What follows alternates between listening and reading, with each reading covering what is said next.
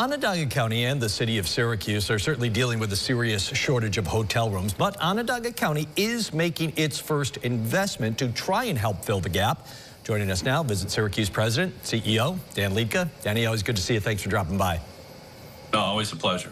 Hey, you have a really great perspective. I mean, not only are you the head of Visit Syracuse, the region's biggest tourism office, but you're also a former hotel executive in town for many years. So first off, give me kind of an idea. How are we in terms of hotel rooms? Because we hear a lot thrown out there, but how are we really doing? Are we behind as much as it sounds like? Yeah, I think it depends on the geography. In the city center, we took a couple of big losses there with the Sheraton, the Crown Plaza, and soon the Scholar reducing its inventory. So for conventions, those are the ones that really will cause some pain. Out in the suburban areas, over on Carrier Circle, we're holding in there, and the same with Liverpool. So those areas are doing well, but I think what happens is it creates a lot of compression in the market, so the rates certainly grow a little bit higher. People may have to stay a little further away than what they initially may have liked. So in the interim, we're okay, but I think as we go on the next year or two, we're going to start to see some of that pain come to fruition. So I think you know this, but I mentioned it, so I'll give it to our viewers. The county just awarded 2 grants. It's part of its hotel initiative. It's new. DeWitt, there's a 108-room extended stay hotel under the Choice Hotels flag. That's getting $250,000 from the county. $400,000 for a 110-room hotel in the town of Salina. It'll be under the Hilton flag. So what will these projects do to help fill the need in that bigger picture? Yeah, those specific projects, those are, certainly the one in DeWitt is more of an extended stay product, similar. The one in Liverpool is similar.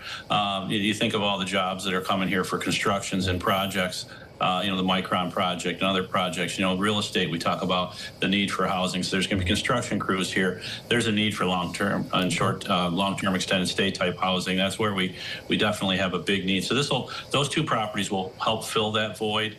And I think, as we continue to go on, we're starting to see some momentum here. So I think this incentive was a great concept by our county executive. It's definitely helping bridging the gap on some of these smaller projects. Yeah. Some of these hotels, the one in Liverpool, that's probably about a $20 million project. So this is definitely a good shot in the arm for them.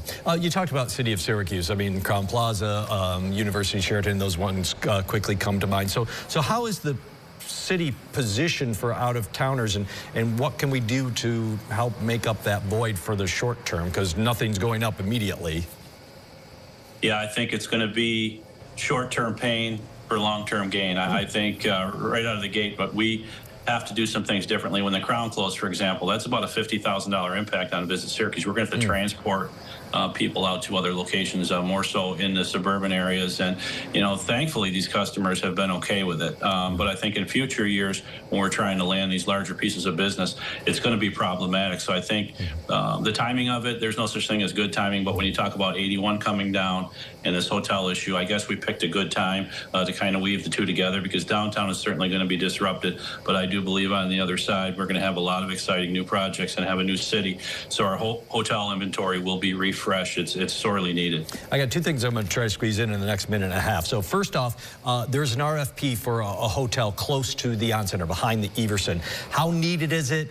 Why would someone actually want to come build there? Would somebody want to build a hotel there?